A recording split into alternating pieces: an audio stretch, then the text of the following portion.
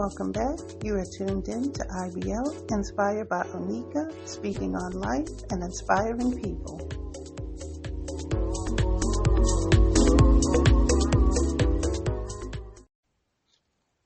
Hey everybody, and welcome back to the IBL podcast, and this is episode 56, and today's title is Running Away from Happiness.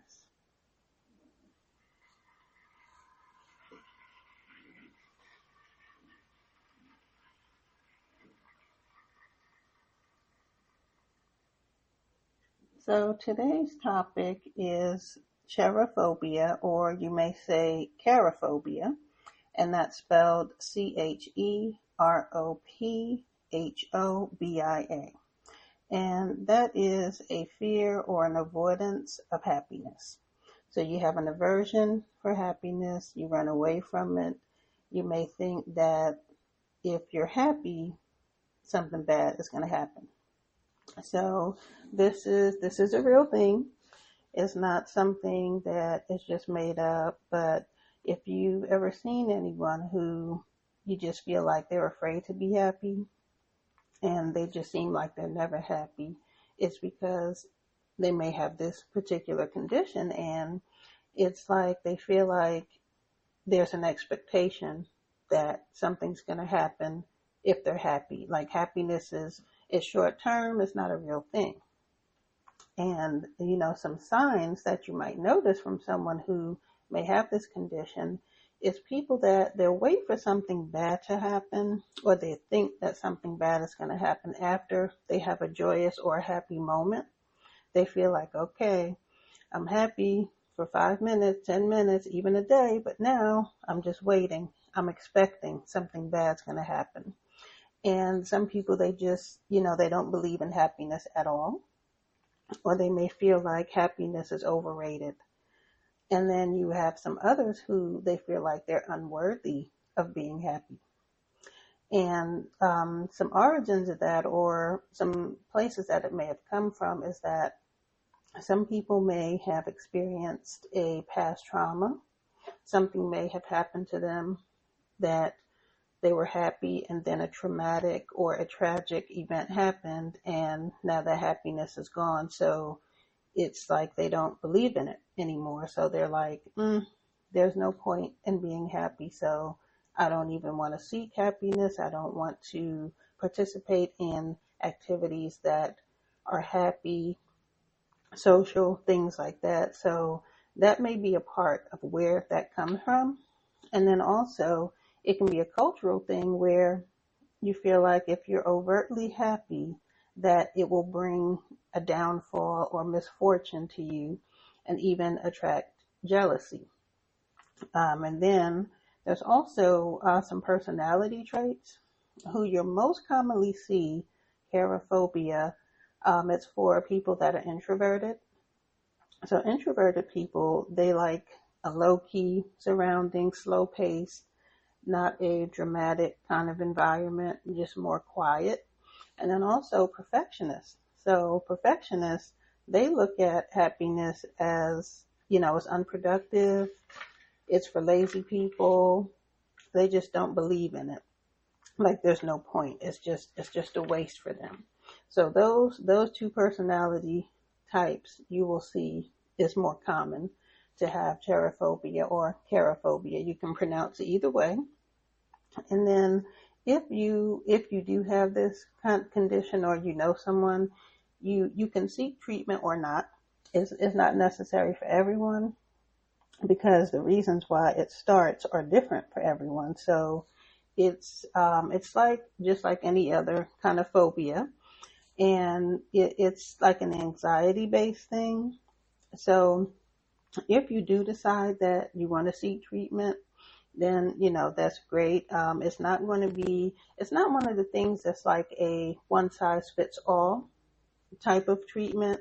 So, it's going to be different for everyone if you decide that this is the way you want to go. And then some things you can do are some relaxation techniques, or just kind of being conscious of how, just to recognize your physical response. when something positive happens? How do you feel?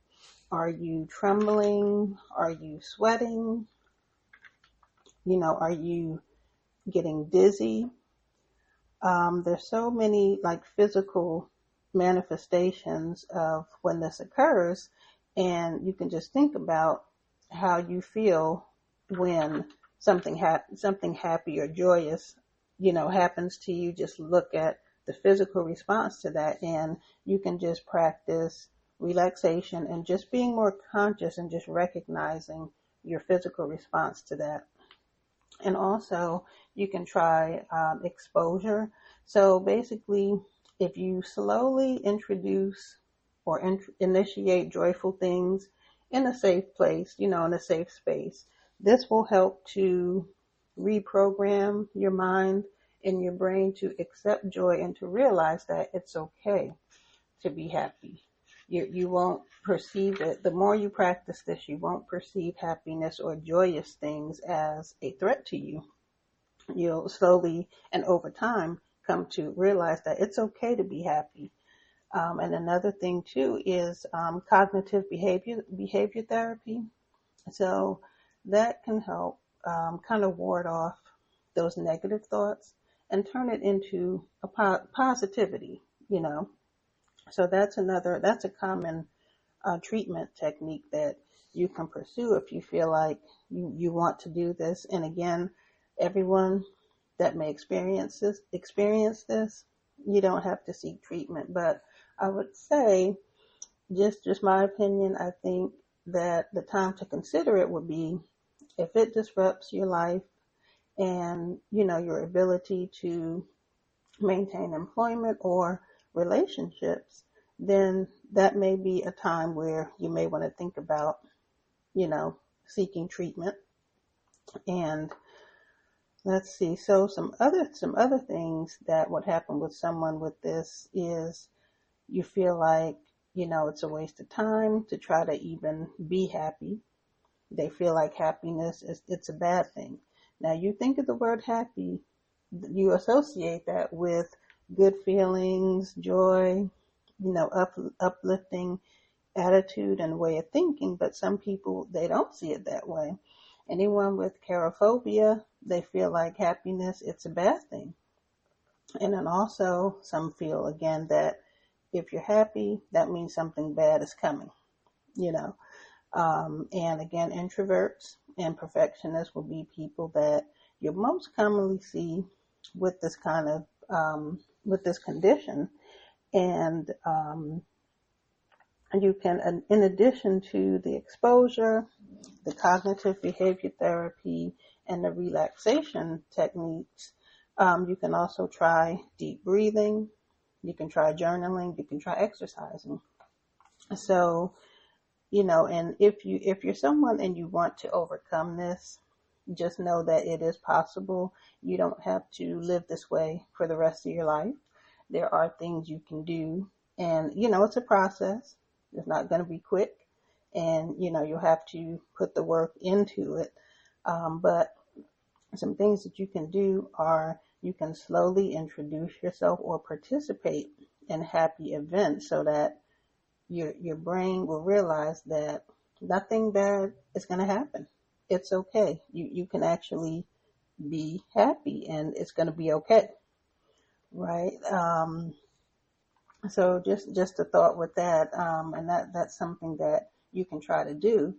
And, let's see. And also if the cherophobia, if it stems from like a past trauma or something tragic that happened to you, then treatment might be the best way to overcome it.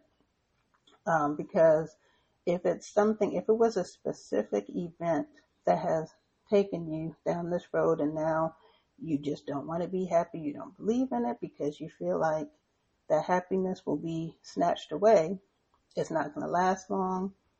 I think if that's the reason why it's happening, definitely treatment can help.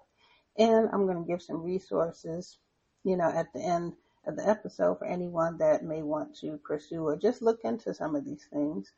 And then also some signs of this are people that they avoid social events, parties, celebrations, and they actually, like, they dread these events. Like, it's kind of like they just have such a fear, and they may also experience things like they may have a panic attack. They may start sweating. They may have shortness of breath. Maybe they feel dizzy. And then also you can have an elevated heart rate when, you're about to enter into any kind of social activity, or if you're already at a social event and there are a lot of people around. Because people with cherophobia, they feel like they feel threatened. They kind of feel threatened around large groups of people. And also people that experience this, it may come from a lot of exposure over time from a young age, who has faced a lot of criticism growing up, and they can feel like nothing they do is ever right. Nothing's ever going to be good enough. So that it can come from that as well. So, and then also another idea too of people that experience this is they feel like being happy is prideful. And so therefore they feel guilty about being happy. And some things that you can do are you can try some support groups. Also, your loved ones can be a great resource if you're someone who's going through this, because they know you. They can be supportive of you, and they can help you through this. And just know that is something that you can overcome.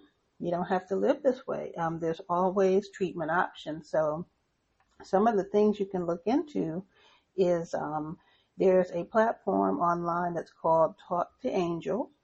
That's a resource you may want to check out. And then also, if you go to happiness.com, that's another resource. Also, Psychology Today, that's a therapist directory. They can kind of help to match you up with someone, depending on what it is that you're trying to achieve. So that's another resource. Also, there's the Anxiety and Depression Association of America. That's another resource. And also there's an app, it's called Headspace. So those are some resources that you can use. And of course, there are other things out there. You just have to seek them out. But cherophobia, it does exist. So if you ever hear someone say, oh, you're just never happy, well, it may be for good reason. It may be that there's someone who's experiencing this. And, I would say don't be too hard on anyone who you know and you may be in contact with who is going through this, because again, this is a real thing. So again, today's topic is cherophobia or cherophobia. You can pronounce it either way. And it's an aversion to happiness, a fear of happiness, and an avoidance, because, people feel like they're just afraid to be happy because something bad is going to happen. And I'm going to go ahead and I'm going to leave those resources that I discussed in the description for the episode. And if you know someone who's going through this and you think they can benefit from hearing the episode and the information, please share with them. Like the episode, if you have any comments or any other resources that you may have used or that you know of, share those in the comments as well. And that's the end of our episode for today. And this is called Running Away from Happiness. This is episode number 56. And you can hear this and all episodes on the Podbean app, on YouTube, Amazon, Apple, and Spotify. And again, I want to thank you for listening to the episode. Until next time.